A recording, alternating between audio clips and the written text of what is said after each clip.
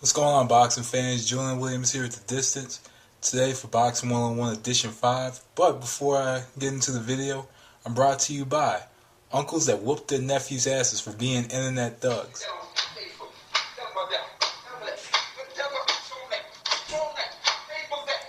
I'm brought to you once again by Nagging Girlfriend. As you look on here, there's me, and there's Wing Chong.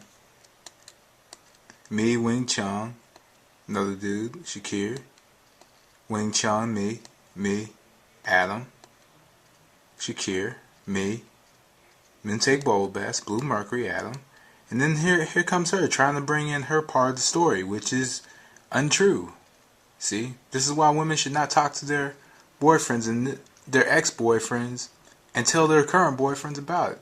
Look, and I broadcast it on Facebook just so everybody can see me trash her ass. And you know, that's actually a true story. But anyway, guys. Also brought to me by me, Julian Williams. I'm here with Box 101 Edition 5. Who is Sergei Dzindziruk? Of course, as all of you guys know, Sergei Dzindziruk is a boxer from the Ukraine. I said the Ukraine. Sergei Dzindziruk is a boxer from Ukraine. Notice I'm doing this all in one take like I usually do. He has a record of 37-0 with 23 knockouts. He's WBO light middleweight champion. Not only is he the light middleweight champion, but he's basically the longest reigning light middleweight champion out of all the current titleists. He has a pretty standard European style as how he fights. You know, he stands straight up.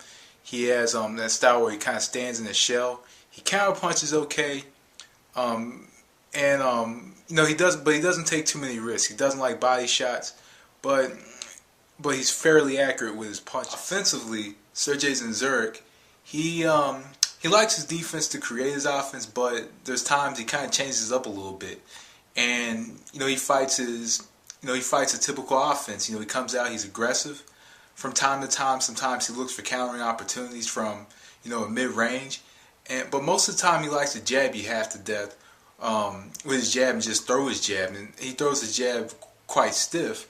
And what's kind of dangerous about him though is he throws his jab stiff. And when he throws jab combinations, you know, they mostly land at will, and they can pretty much bust you up if he lands the right way. He only throws his jab in the one direction, which is to the up top. He doesn't throw too many body shots. He throws a body shot on occasion. He doesn't throw more than 3 punches at a time. He stands kind of at a mid-range.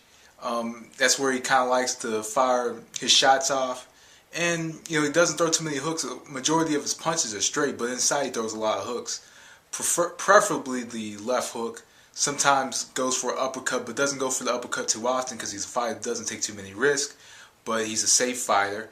And, you know, offensively, he's pretty good. He thinks on the outside. And, you know, it's kind of like with Devin Alexander, how he thinks about what he's going to do next. Dzindziruk is the type of fighter that does think on the outside of what he's going to do next and does a lot of work behind the jab. Even if he throws another jab, he works a lot behind the jab. Sergei Dzindziruk on defense has a little bit of different defensive variations. When he throws his punches, his gloves are right back, covering his face. Sometimes he is a little bit elusive, has kind of a bit of a standard European peekaboo style where he stands straight up and he moves his knees a lot to evade shots up top. Doesn't protect himself too well at the body. More of his defensive base is up top. He stands at kind of a wide base. He, uses his legs a lot to avoid punches, avoid hooks preferably.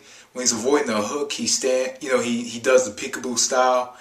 And when you're throwing a shot up top, he stands straight up and just blocks it in kind of that turtle shell. Also, when you're coming forward, he kind of just subtly steps out of range so that the shot doesn't land on. So you're probably wondering, why am I talking about Sergei Dzindziruk? Well, March 12th of this year, in Atlantic City Boardwalk Hall, I believe, he's going to be facing Sergio Martinez for the WBC Middleweight Championship. And there may be people out there saying, or asking, wondering, who the hell is Sergei Dzindziruk? What has he done to deserve a middleweight championship shot? Shouldn't it be Sebastian Zibic, I believe is how you pronounce it? Shouldn't it be Chavez Jr.? Should it be somebody else, Felix Sturm, Dmitry Parag? Who's Sergei Dzindziruk? Dzindziruk, like I said, is a fighter who who is a titleist at the light middleweight division. The light middleweight division is quite talent stacked. He fought Daniel Santos and Yoel Julio. Those are really the only fighters that I can mention. Also, Daniel Dawson was a decent fighter out of Australia. But, he's been inactive as well over the last couple years. He's been inactive. But, didn't fight at all in 2009. Fought a couple times in 2008, once in 2007. Only fought 6 times since winning the championship against Daniel Santos in 2005.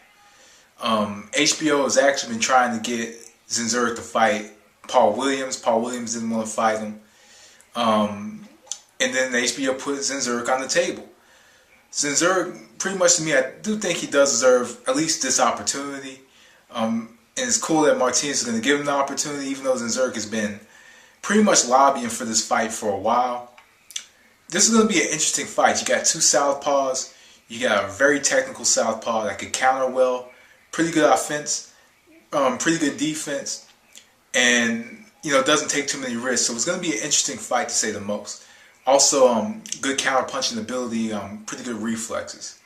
But pretty much that's all I got to say about Dzindziruk. That's just me breaking down his style. But anyway, guys, that was Distance. Thanks for watching. Peace.